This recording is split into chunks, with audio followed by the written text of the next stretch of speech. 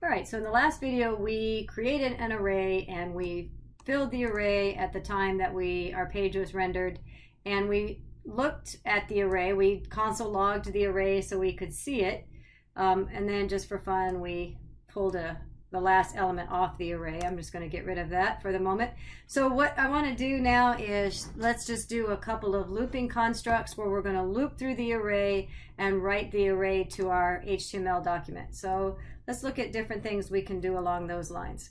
All right, so when this page is rendered, the script gets rendered, and so as the page loads, before any of the HTML document is rendered onto the browser, you can see that the array is created and that it is filled with our values. So then the browser continues on, it renders the body, the H1, and now we're going to create a script tag which will do some looping constructs to display the array contents to our browser. So there's different ways to do that. Of course, there's always different ways to do things in programming, but I'm going to start off with a for loop. And for loop should be familiar to you, hopefully. So I'm going to do a for, I'm just going to say I equals 0, and then I is less than, and here's where we can use a property of an array, where we're going to say my array, and then if we do dot length is going to return how many elements are in the array. So I think we have 11 elements, or we have 10 elements in our array. Oh, because it's got popped. All right, so we have 11 elements in our array up to this point. And so as long as I is less than, in our case, 11, or whatever the array length, let's spell length is properly, as long as we're less than the array length, and then I plus plus, so that construct should look familiar from programming, hopefully 120 or other languages you've already taken.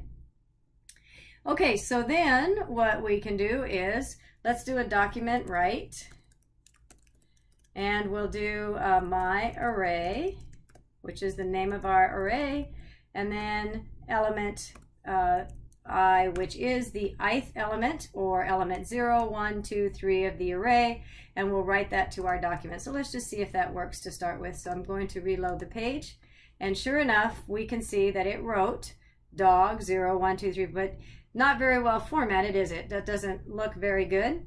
Let us just look at the inspector here, and in the inspector we're going to see the HTML that was rendered. We can see there's the script tag, so that's good.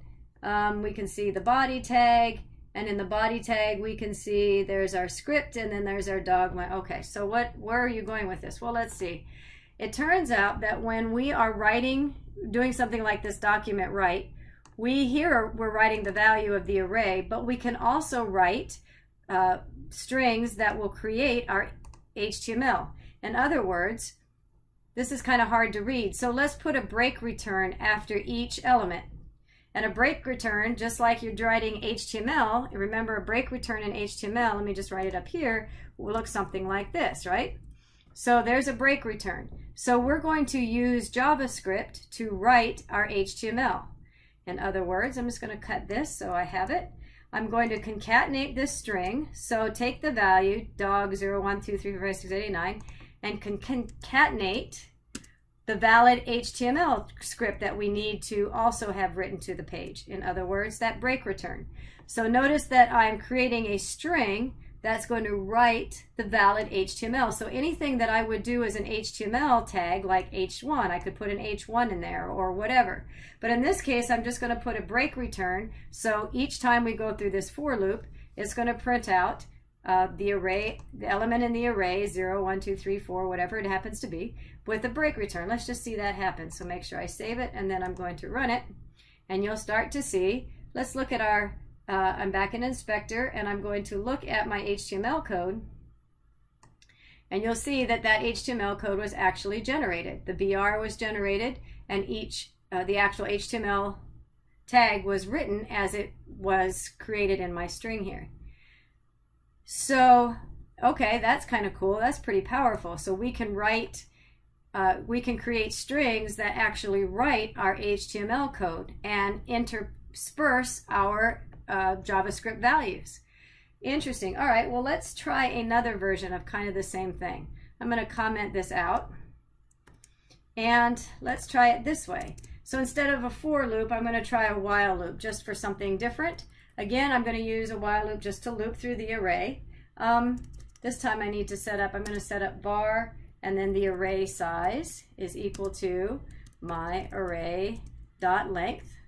So in our case, what's going to be returned, GTH, is 11. Okay. And so now that I have that, I can say while, and then my condition will be array size is greater than 0. Maybe we can decrement as we go. And then remember, we can do that document write my array of I. We've done this kind of in the for loop above, but now we have to make sure that we decrement ARY size minus equals 1. So we're taking 1 away from array size. So each time we go through the loop, array size gets decremented by 1 number. So it starts off 11, 10, 9, 8. And so in essence right now it's doing the same thing. We can also, but let's do something different. Well, let's just print this out and verify that it works. And so looks like I have the wrong, okay, so yes, so it's printing out 9 each time, right? So what is our problem? Well, array size, we don't have an I, right? Array size is, boy, I don't even know why it's getting 9. Where is it getting 9 from? Or, because it's still set from I up here. Okay, so if I'm putting an I in here, I didn't take the time to set I equal to 0, did I? Okay, so now it'll print out array of 0 the first time, so that means I also have to increment array or I too, right? I plus plus. So while array size is getting less, I is going up. So the first time we go through the loop, my array of I will be 0, 1, 2, 3. All right, so let's try that and see if I didn't get a little bit more success. There we go. So that looks a little bit better. All right, so let's incorporate this idea of writing HTML along with our, just to practice it again. So in this particular example, we used a string to concatenate both the values of our array as well as valid HTML. Well, let's create, how about if we create a paragraph, and each paragraph is going to have our array element in it. Well, let's see, if I were to write a paragraph in HTML, I would make a p tag, and then open and closing p tag, and then here would be my value, dog, or whatever it happens to be, right? Dog.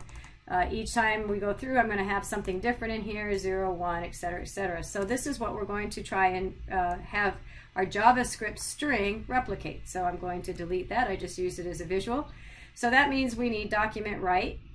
We're going to do quote, open p tag, and then the close quote. Stop trying to help me there, editor. You're not being helpful. Okay. And then we're going to concatenate this stuff that I didn't need help with. Let's put this back up here. So concatenate. So I have the opening p tag, and I'm creating a string that has the opening p tag, the value of my array, and then I need to concatenate the closing p tag, right? So that goes in quotes, and the closing p tag. There we go. So now this is a string that is exactly what we just demonstrated up above, where we created our opening tag, the value from our array that is going to change each time we go through the loop, and then close the p tag. So let's see if this works. So again, I'm going to refresh, and you can see that the HTML is rendering properly.